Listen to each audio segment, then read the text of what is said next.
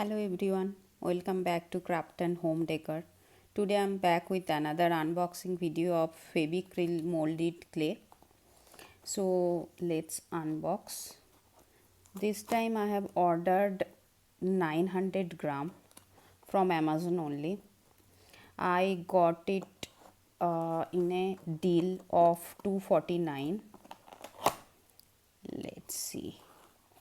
So it should have 10 packets of each hardener and softener. Let me pull it out. So it came very well packed.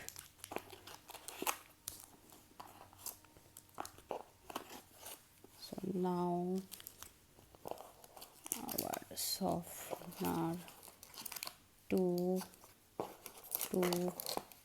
6, 8 and 10. Yeah, so we have got 10 packets of hardener and softener. So last time I bought a 800 gram, that in that I got 8 of each and it cost me around 250, but this time this packet also cost me 250, but this is quantity more, 900 gram, and we have got 10 each. So these are very good quality clay. I have always used this Fevicryl and it will stay long, like you can use it throughout the year as well. There is no expiry date.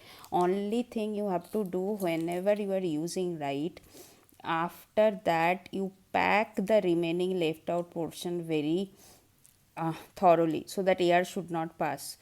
If needed, you put another plastic cover and make it wrap with rubber band, so that will be very good. And once you are, whatever clay you are taking it out for use, you have to use it immediately, because if you keep it, it will dry and you cannot use it.